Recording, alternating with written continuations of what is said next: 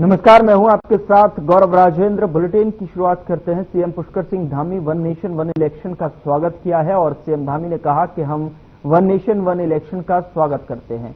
देश में यह व्यवस्था लागू होनी चाहिए। बता दें कि पीएम नरेंद्र मोदी की पूर्व राष्ट्रपति रामनाथ कोविंद की अध्यक्षता में गठित कमेटी की पहल का उन्होंने स्वागत किया है। सीएम धामी ने कहा कि पीएम की सोच हमेशा देश को विकास की ओर ले जाने और एक भारत श्रेष्ठ भारत बनाने की है।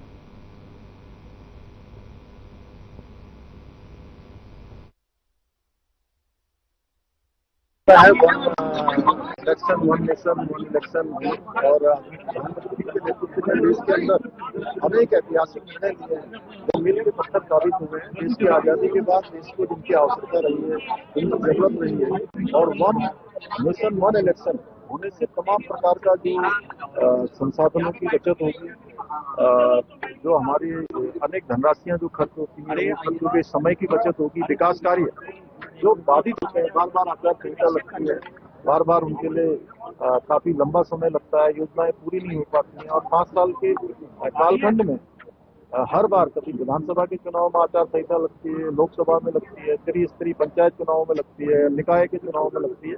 तो एक बार होने से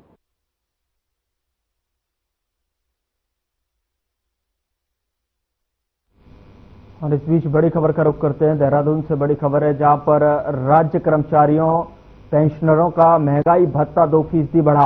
मुख्यमंत्री पुष्कर सिंह धामी ने मंजूरी दी है। 2 मई को मुख्यमंत्री ने इस प्रस्ताव को मंजूरी दी। इस वक्त की बड़ी जानकारी आप तक पहुंचा रहे हैं। 2 मई को मुख्यमंत्री ने इस प्रस्ताव को मंजूरी दी। पेंशनों और का जो है महंगाई भत्ता 2% की बढ़ोतरी मुख्यमंत्री पुष्कर सिंह धामी ने मंजूरी दी है इस फैसले को 2 मई को। बड़ी जानकारी आप तक पहुंचा रहे हैं इस वक्त की।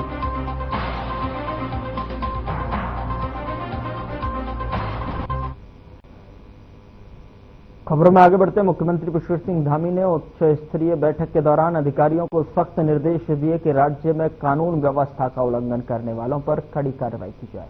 मुख्यमंत्री ने नैनीताल में नाबालिग पीड़िता के साथ हुई घटना पर अपराधियों पर कड़ी कार्रवाई के निर्देश दिए। उन्होंने जिला प्रशासन नैनीताल को निर्देश दिए कि पीड़िता की देखभाल एवं उनके परिवार को पूरी सुरक्षा मुहैया कराई जाए। मुख्यमंत्री ने कहा कि सरकार पीड़िता और उसके परिवार के साथ मजबूती के साथ खड़ी है। मुख्यमंत्री ने अधिकारियों को सख्त निर्देश दिए हैं कि सोशल मीडिया और अन्य माध्यमों के साथ भ्रामक जानकारियां देने और अफवाह फैलाने वालों की तत्काल पहचान कर उन्हें विरुद्ध कड़ी कार्रवाई की जाए।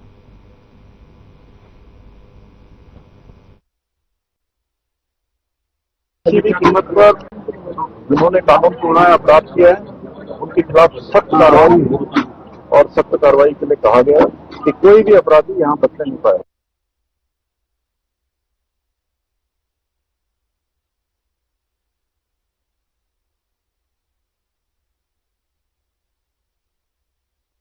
चलिए बड़ी खबर का रुख करेंगे। बड़ी खबर देहरादून से है, जहां पर बाबा केदारनाथ धाम में पहले दिन तीर्थयात्रियों ने किए दर्शन। तो इस वक्त की बड़ी जानकारी बाबा केदारनाथ से जुड़ी हुई आप तक पहुंचा रहे हैं। 30,154 तीर्थयात्रियों ने बाबा के दर्शन किए हैं। कपाट खुलने के बाद दर्शन को लेकर तीर्थयात्री काफी उत्साहित नजर आ रहे हैं। गंगोत्री यमुनोत्री धाम के खुले कपाट।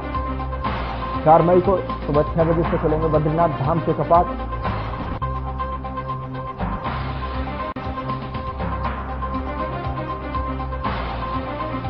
बाबा केदारनाथ धाम में पहले दिन तीर्थयात्रियों में उत्साह देखने को मिला। 30,154 तीर्थयात्री केदारनाथ के दर्शन के लिए पहुंचे। गंगोत्री यमुनोत्री धाम के कपाट खुलने के बाद पहुंचे श्रद्धालु।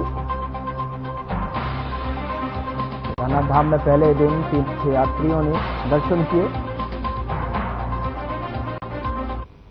आगे बढ़ते हैं। देवभूमि में भूमि प्रबंधन और भू व्यवस्था एवं सुधार के लिए विधानसभा से पारित उत्तराखंड उत्तर प्रदेश जमींदारी विनाश और भूमि व्यवस्था अधिनियम 1950 संशोधन विधेयक 2025 पर राज्यपाल की मुहर लगने के साथ ही प्रदेश में सशक्त भू कानून लागू हो गया है। इसी के साथ प्रदेशवासियों की जनभावना अनुरूप उत्तराखंड में कृषि उद्यान भूमि अनियंत्रित बिक्री पर पूरी तरह से रोक लगी।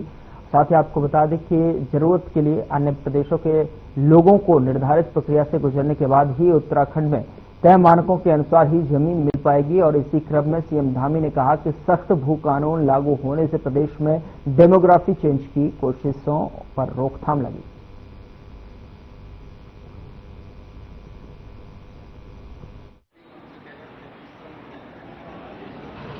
वो हमारा संकल्प था, हमने वचन दिया था कि हम राज्य की जनता के सामने हमने हमेशा कहा था कि हम सशक्त भू कानून लाने की दिशा में हम काम करेंगे और हमने अपना जो वचन था उसको पूरा किया, हमने आगे बढ़ाया।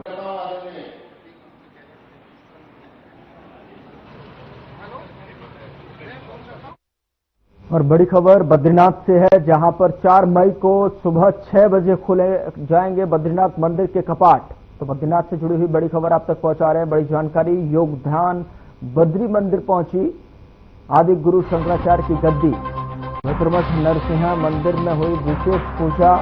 भगवान कुबेर उद्धव की उत्सव डोली बद्रीनाथ धाम के लिए रवाना हो।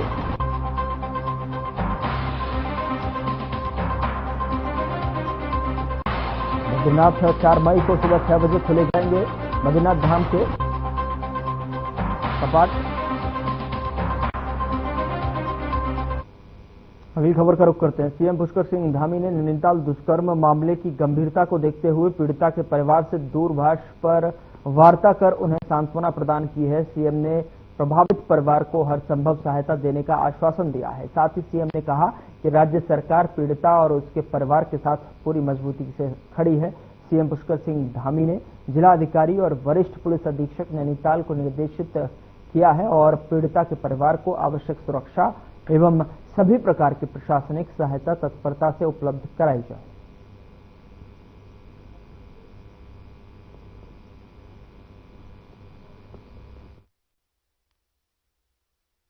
और इस बीच बड़ी खबर देहरादून से है, जहां पर उत्तराखंड में तेज हवाओं के साथ ओलावृष्टि की चेतावनी। तेज बारिश से टिहरी का पारा 7 और देहरादून का 5 डिग्री गिरा। तो प्रदेश भर में आज और कल मौसम बदला रहेगा। तो इस वक्त की बड़ी जानकारी मौसम विभाग से जुड़ी हुई आप तक पहुंचा रहे हैं। मौसम से जुड़ी हुई मौसम विज्ञान केंद्र की ओर से पूर्वानुमान जारी किया गया है। तेज हवाओं के साथ ओलावृष्टि का ऑरेंज अलर्ट जारी किया गया है। तो मौसम से जुड़ी हुई जानकारी आपके टेलीविजन स्क्रीन पर, जहां पर मौसम विज्ञान केंद्र ने पूर्वानुमान जारी किया।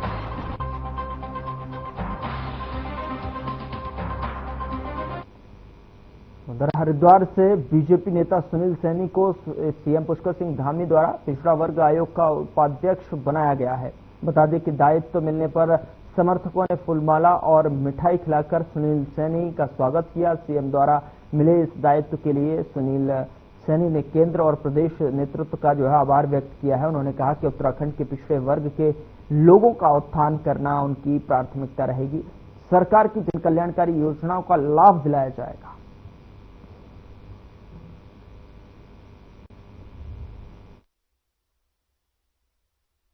केंद्रीय नेतृत्व और प्रदेश नेतृत्व का और यशस्वी मुख्यमंत्री श्री पुष्कर सिंह धामी जी का हृदय की गहराइयों से हार्दिक धन्यवाद और आभार व्यक्त करता हूं। और जो कार्य मुझे मिला है तो पिछड़े वर्ग समाज के लिए उसके जितनी भी लाभकारी सरकार की, केंद्र सरकार और हमारे उत्तराखंड सरकार की योजनाएं हैं, उनको जन जन तक पहुंचाना, उनको लाभ दिलवाना, शिक्षा के क्षेत्र में उनको आगे बढ़ाना।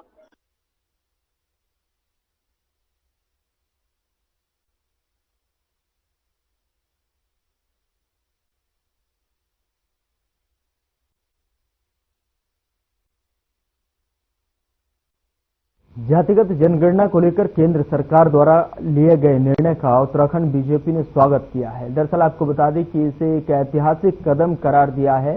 प्रदेश महामंत्री आदित्य कोठारी की माने तो आजाद भारत में पहली बार इस तरह की कवायद देश में की जा रही है।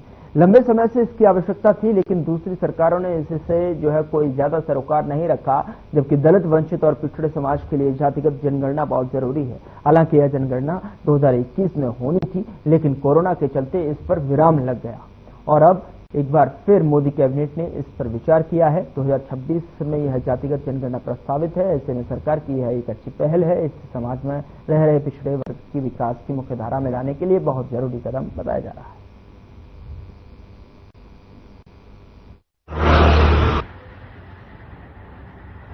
जातिगत जनगणना हिंदुस्तान के अंदर जब यहाँ ब्रिटिश काल था 1931 तक जातिगत जनगणना हुई और उसके बाद कांग्रेस के शासनकाल में भी एक बार जातिगत जनगणना हुई थी, लेकिन उसके आंकड़े जारी नहीं किए गए।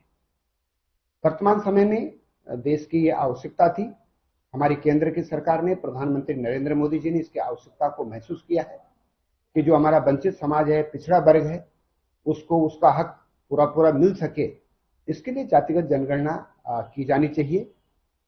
2021 में जातिगत जनगणना देश के अंदर होनी थी, लेकिन कोरोना के कारण वो नहीं हो पाई और अब 2026 में जातिगत जनगणना ये होनी प्रस्तावित है।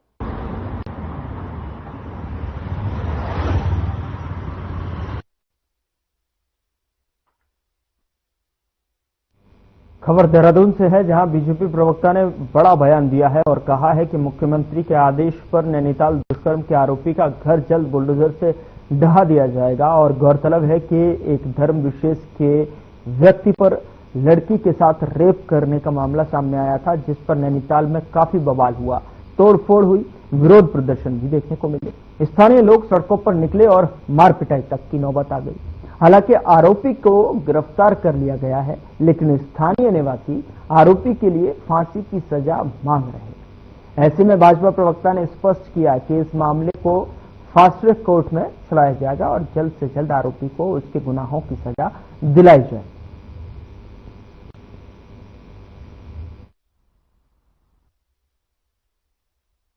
देखिए, ये जो कुकृत्य हुआ है नैनीताल में, वो काफी शर्मसार करने वाला है और इसको लेकर हमारी सरकार भी बहुत ज्यादा सजग है और इसको लेकर डिसीजन भी लिया गया है। हमारे मुख्यमंत्री जी ने इसको लेकर उनके जिसने ये कुकृत्य किया उसके घर को बुलडोजर से ढहाने की भी बात करी है और इस मामले को तुरंत फैसला लेने के लिए फास्ट ट्रैक कोर्ट में भी इस बात को ले जाने की बात करी है।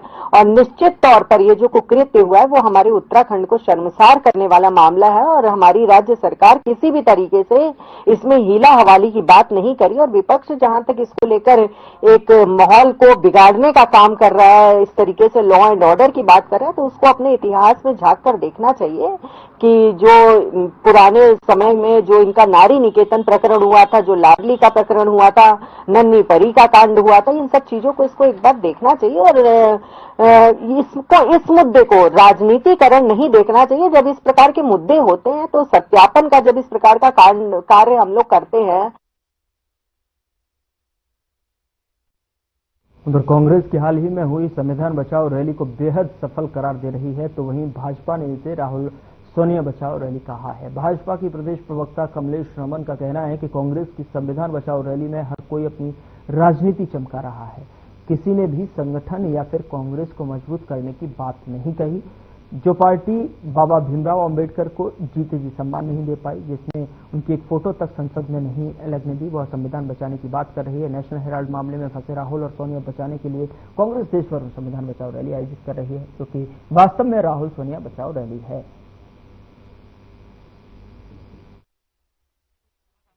देखिए, पहली बात तो जो संविधान बचाओ रैली कल कांग्रेस की हुई है, तो वो संविधान बचाओ रैली नहीं थी, बल्कि वो राहुल सोनिया बचाओ रैली थी। उन्होंने केवल कांग्रेस को बचाने वाली वो रैली की थी और अपने अस्तित्व को बचाने के लिए हर नेता अपने अपने नारे अलग से लगवा रहा था। किसी ने भी संगठन के नारे तो नहीं लगाए, किसी ने संविधान के नारे नहीं लगाए। तमाम जितने भी कांग्रेस के दिग्गज नेता अपने 10-10, 20-20 के झुंड में जब वहां पर पहुंचे तो सब अपने अपने नारे लगवा रहे थे, संगठन की बात कोई कर नहीं रहा था। तो मुझे लगता है कि संविधान आज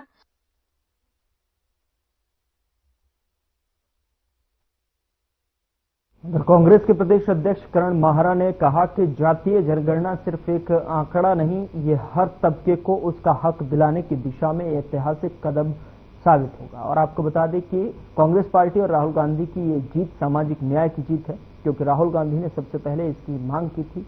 माहरा ने कहा कि अब हर आवाज गिनी जाएगी, हर हकदार को अधिकार मिलेगा।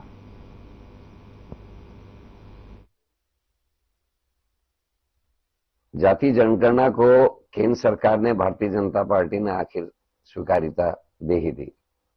ये राहुल गांधी जी की जीत है, ये उनकी न्याय की जीत है। राहुल गांधी ने देश में कन्याकुमारी से कश्मीर तक भारत जोड़ो यात्रा निकाली, उसके बाद न्याय यात्रा निकाली और इनका उद्देश्य यही था कि देश के अल्पसंख्यक, पिछड़े, दलित और शोषित वर्ग से मुलाकात करके उनकी जनभावना को समझना और भारत को क्या आवश्यकता है आगे बढ़ने के लिए इस बात को समझना। उन्होंने पाया कि जो लोग बहुसंख्यक हैं, जिनकी संख्या अधिक है लेकिन वो वंचित हैं, न्याय से वंचित हैं, आर्थिक रूप से वंचित हैं, सामाजिक रूप से वंचित हैं। इसमें दलित हैं, पिछड़े हैं, अन्य कई जातियां हैं, इसमें हमारे आदिवासी हैं, शोषित वर्ग है। उनको आगे बढ़ाए बिना विकसित राष्ट्र की, विकसित भारत की कल्पना करना भी उचित नहीं होगा। पीएम मोदी ने कैबिनेट बैठक में महत्वपूर्ण फैसला लिया है और देश में जनगणना के साथ जातिगत जनगणना भी कराई जाएगी। आपको बता दें कि वहीं कांग्रेस पार्टी की महिला प्रदेश अध्यक्ष ज्योति रौतेला ने कहा कि केंद्र सरकार ने जो निर्णय लिया है वह जातिगत जनगणना करने से राहुल गांधी और कांग्रेस पार्टी की जीत है। और जिन्होंने जातिगत जनगणना करने से को जो है सरकार को कहा है, लेकिन जैसे ही महिला आरक्षण को लेकर कोई डेडलाइन नहीं थी और उसी तरह कहीं ये जातिगत जनगणना करने का निर्णय एक चुनावी मुद्दा तो नहीं है।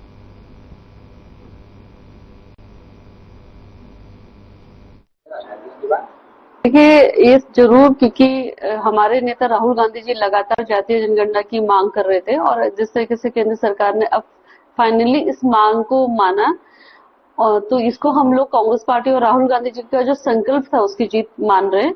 और मैं चाहती हूँ कि जो केंद्र सरकार ने जातीय जनगणना को स्वीकार करने का काम किया कि उसको करेंगे, उसका जो टाइमलाइन है कम से कम वो डिसाइड हो। ये ना हो कि जैसे उन्होंने महिला आरक्षण बिल पास करा लेकिन अभी तक उसका कोई अता पता नहीं, 10 साल लगते हैं, 15 साल लगते हैं, उसी तरीके जातीय जनगणना केवल एक चुनावी जुमला ना हो, उसको सरकार एक तय समय में करे। मैं को लिंक तो भेजते नहीं हूँ। उधर राजधानी देहरादून में डेंगू के मामले लगातार बढ़ते हुए नजर आ रहे हैं। ऐसे में नगर निगम की बात करें तो नगर निगम द्वारा सभी वार्डों में फॉगिंग की जा रही है और इस मामले पर देहरादून मेयर सौरभ थपलियाल का कहना है कि सभी पार्षदों को जो है कहा गया है कि सभी पार्षद अपने क्षेत्र में लोगों को प्रेरित करें और अपने घरों में पानी इकट्ठा ना होने दें।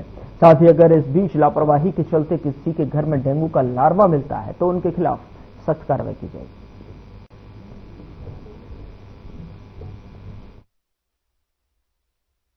बिल्कुल निश्चित तौर पे हमने अपने पूरे सारे पार्षदों के साथ मिलकर और उनसे भी निवेदन किया है, क्योंकि वो अपने अपने क्षेत्र में लगातार सक्रिय रहते हैं पार्षदगण। तो आप सब लोगों को जाके आप एक तो उनको इस बात के लिए प्रेरित कीजिए कि अपने यहाँ पानी वगैरह इकट्ठा ना होने दें।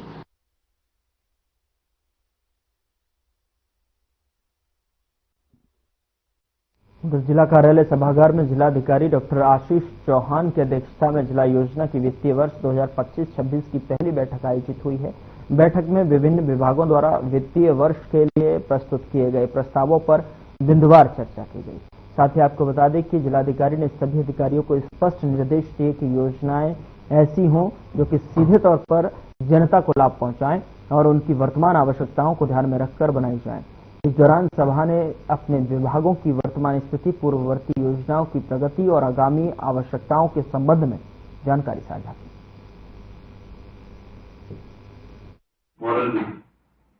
शासन के निर्देश है, उस क्रम में जल्दी से जल्दी जिला योजना को जो पास करवाया जाना है, जिसमें आउटले फाइनलाइज किए जाने के लिए बैठक की गई थी और उसमें जो हमारा बजटरी साइज है वो 119.99 करोड़ का पिछली बार का ही रखा गया। अभी विभिन्न विभागों से प्रस्ताव मांगे गए और कुछ विभागों की डिमांड्स में जो चेंजेस होने वो सारी चीजें एक बार इनकॉर्पोरेट की जा रही है और मुझे उम्मीद है कि जल्दी हम आउटले ऑनरेबल सीएम सर जो कि हमारे प्रभारी मंत्री भी हैं उनके माध्यम से ना बीच में कुछ लोग मुझे शिकायत करने आए थे। उधर पहलगाम आतंकी हमले में 26 पर्यटक शहीद हुए और इस हादसे में जो है पूरे देश में आतंकियों के खिलाफ लोगों में आक्रोश है। और वहीं बीजेपी पार्टी के कोटद्वार अल्पसंख्यक मोर्चे के जिला महामंत्री ताजुद्दीन इदरिसी ने कहा कि मुसलमान सिर्फ वोट बैंक नहीं है और चंद मुसलमानों की वजह से कौम पर उंगली नहीं उठानी चाहिए, बल्कि उनके परिवारों का बहिष्कार करना चाहिए जो इस प्रकार की घटनाओं को अंजाम दे रहे हैं।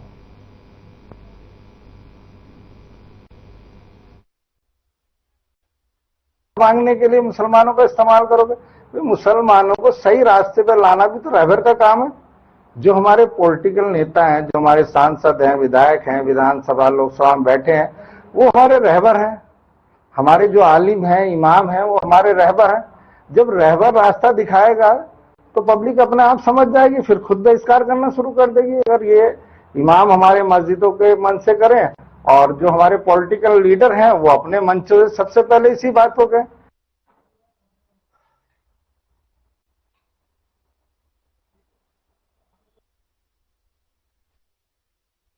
उधर सचिव लोक निर्माण विभाग उत्तराखंड शासन डॉक्टर पंकज कुमार पांडे अपने उत्तरकाशी भ्रमण के दौरान गंगोत्री धाम और मार्ग पर जो है किए गए कार्यों का निरीक्षण किया और समीक्षा भी की। साथ ही आपको बता दें कि सचिव गंगोत्री यात्रा मार्ग का निरीक्षण करने के बाद उत्तरकाशी स्थित लोक निर्माण विभाग विश्राम गृह पहुंचे।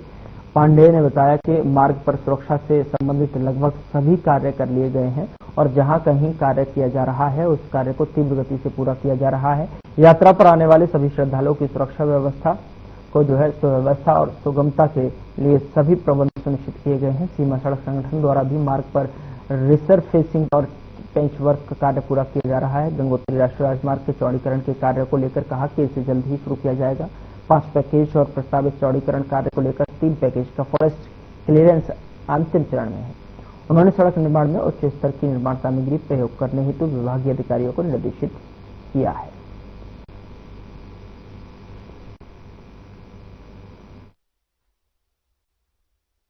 हाईवे पूरा पालीघाट तक पूरा बहुत अच्छा बना हुआ है, उसमें अच्छा चल रहा है। जैसा आप जानते हैं कि सिलकारा टनल भी थ्रू हो गई है। मुझे उम्मीद है कि नेक्स्ट ईयर की यात्रा हम लोग प्रयास करेंगे कि सिलकारा टनल से होकर जाए। उसके ऊपर जो राडी टॉप से जो पुराना रास्ता जाता था उसको NHIDCL ने उसकी मरम्मत की है। बाकी मैं स्वयं जा रहा हूं उस तरफ और देखूंगा, और जहां भी कोई इश्यूज आएंगे